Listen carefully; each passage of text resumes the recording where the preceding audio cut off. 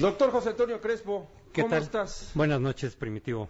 Pues pendientes de lo que ha ocurrido en Guadalajara, de esta ola, pues este estallido, ¿no?, de violencia, que ya había tenido antecedentes. Jalisco ha sido un estado violento en cuanto a la operación de este grupo, ¿no?, de este grupo delictivo, con una gran cantidad de funcionarios asesinados en los últimos meses, y con una emboscada que se registró hace apenas unas cuantas semanas contra elementos policíacos. Pero ahora las cosas escalan y llegan a un nivel alarmante para la población misma de Jalisco, justo al iniciar el operativo federal en aquel estado. A mí me parece que no debe de haber sorpresa. Sabemos que los cárteles del narcotráfico, unos más que otros, tienen gran capacidad de reto y de confrontación con el Estado, que tienen una gran cantidad de dinero que les permite a su vez conseguir y aprender a usar armas de alto poder, que pueden confrontar, quizá no de manera totalmente frontal. Si hubiera una guerra convencional, a lo mejor el narcotráfico no podría contra el ejército, ¿no? Pero en un tipo de guerra de guerrillas, de confrontaciones aisladas, de vez en cuando, ¿no?, intermitentes, etcétera, pues tienen una gran capacidad de confrontación, una gran capacidad de respuesta de fuego. Y en ese sentido, pues lo que habría que volver otra vez a insistir es que en el esquema de la estrategia es el que está el origen de este problema, porque este cártel de Nueva Generación de Jalisco, a diferencia de otros cárteles que han proliferado en los últimos años, no están dedicados a afectar a la población civil directamente a través de la extorsión, del secuestro, la trata de personas. No es eso, es exclusivamente el tráfico de drogas.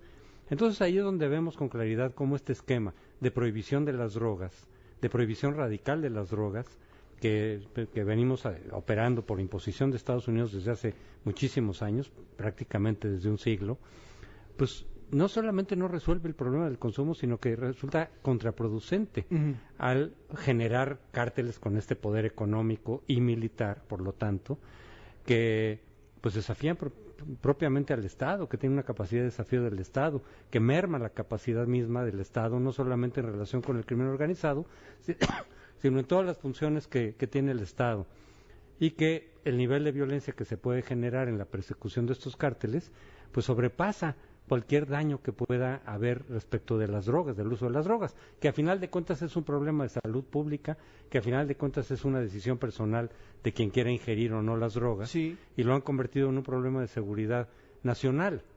Yo creo que el esquema está totalmente rebasado. Yo creo que insistir en ese esquema de prohibición de las drogas, insisto, en relación con las drogas, no con la extorsión, no con el secuestro, que ahí sí tienes que combatir. Que ya son derivaciones, pero que son derivaciones. Se dan precisamente por la forma de confrontar al crimen organizado, ¿no? Sí, si no hubiera habido este esquema de prohibición, seguramente no tendríamos estos cárteles con esa fuerza aplicados al secuestro, a la extorsión. Son derivados de la guerra del narcotráfico. Y en ese sentido me llama la atención y lamento que, por lo menos en lo que hace a esta oleaje, esta revisión de la política de drogas en relación con la legalización de la marihuana, no de otras drogas más duras, pero por lo menos de la marihuana, seguimos estando en México con una visión totalmente atrasada. Por ejemplo, los candidatos que van a contender este junio de este año, de esta elección, este proceso electoral, en una de las múltiples páginas que se le están preguntando sobre cuál sería su postura para diversas políticas públicas, hay una pregunta específica en el portal de la UNAM que dice, ¿estaría de acuerdo o no con legalizar las drogas? ¿Impulsaría la legalización, no de las drogas, de la marihuana específicamente? Y la abrumadora mayoría de candidatos responde que no está de acuerdo, con lo cual nos está poniendo en una posición de absoluto rezago, de retraso, respecto a lo que está ocurriendo ya de manera irreversible y muy clara en Estados Unidos y en algunos otros países de América Latina. ¿A qué atribuyes esta negativa? Porque al final la negativa se traduce en el rechazo al debate. No solamente se trata de decir, yo no le voy a entrar al tema, ni siquiera debatirlo. ¿Para qué discutimos? ¿no? Ni siquiera debatirlo. Pero la postura que ellos tienen, porque ellos podrían decir, yo como candidato voy a impulsar el debate claro, y voy a impulsar que eventualmente se vayan adoptando ya pues lo que está ocurriendo en el resto por lo menos del hemisferio y en algunos otros países, pues yo lo atribuyo a esta incapacidad de entender lo que va ocurriendo en el mundo y que por eso siempre llegamos tarde a cualquier asunto. Primero van los países, avanzan, profundizan, muchos otros países, y nosotros nos quedamos voluntariamente hasta el final. Sí. ¿No sería raro que fuéramos el último país en legalizar la marihuana de América Latina? ¿No hace falta, José Antonio, también una estrategia, y no hablo del gobierno, sino hablo de quienes impulsan este debate, para hacer sentir a la población que se trata de un asunto realmente importante? Porque también yo percibo lo que tú decías, que para el ciudadano común o para gran parte de las personas dicen, pues el tema del consumo de las drogas corresponde a quien consume las drogas. O sea, vamos. Es como una cuestión de decisión personal. Una cuestión de decisión personal. Y de salud pública. Y exacto, y entonces no se ha trasladado ese interés por el debate a una gran cantidad de población, sí. Como que está relegado a que hay cosas más importantes. Bueno, yo no sé si más importantes, pero muy importantes. Hay otro cosas tipo, a lo mejor sí. más urgentes. Sí, hay cosas muy urgentes. Ha habido foros, ha habido a veces incluso propiciadas por el Congreso, por los partidos que están en favor de ir revisando el asunto, pero pues la población lleva años oyendo que la marihuana es negativa y tarda mucho en reaccionar a los avances y a los progresos que se van dando en otros países. Entonces aquí se les ha dicho de parte del gobierno y de diferentes instituciones, hace daño la marihuana, cuando está totalmente demostrado que el alcohol y el tabaco, que son drogas legales, causan mucho más muertes. Daño, claro. En la marihuana no hay ni siquiera dosis letal. No te mueres por consumo o por exceso de consumo de la marihuana, ni siquiera en el largo plazo. Y sin embargo, pues ya la gente se acostumbró a pensar que la marihuana es dañina, y entonces se niega incluso a entrarle a la discusión, o simplemente mantiene la posición de decir no, que no se legalice la marihuana porque es dañina, ¿no? Porque es perjudicial a la salud. Entonces hay una posición refractaria, pero es que si la clase política, que a final de cuentas son los que ejercen el liderazgo en la sociedad civil en distintos temas, si la clase política está refractaria al tema, está rezagada, pues ¿de dónde se va a mandar el mensaje de decir, oigan, ¿qué creen? Estábamos equivocados. La marihuana es de las drogas que menos daño hacen en relación con otras, y en cambio su prohibición ha generado lo que estamos viendo en Jalisco y lo que hemos visto en varios otros puntos de la República, es decir, es contraproducente el esquema de la prohibición. Mejor entrémoslo a regular la marihuana, a mandar que el Estado mande mensajes a la población de que de todas maneras pues, evite el uso de la marihuana, o en todo caso lo haga de manera regulada, etcétera, para cuidar su salud. Pero pues lo mismo tendrías que estarse haciendo con el alcohol y el tabaco, que son infinitamente más mortíferos que la marihuana. Sí, porque además la prohibición genera corrupción. Sí, claro. No. Es que es por todos lados. Que Los costos son enormes. No solamente la extorsión de los cárteles, sino de las propias autoridades, ¿no? Es que el esquema ha sido absurdo desde el principio. El daño que genera el consumo es menor, el de la marihuana. Sí. Es menor y está localizado, en todo caso, a cierta población que voluntariamente desea consumir esa droga y otras drogas.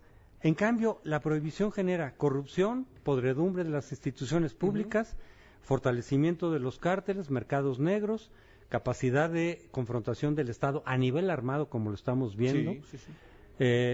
Entonces, tú ves los daños frente a los beneficios de esa política, los beneficios son casi nulos y los daños son enormes. Es totalmente un saldo negativo en gigantesca proporción. Ahora, ¿cómo se traduce el regular una droga como la marihuana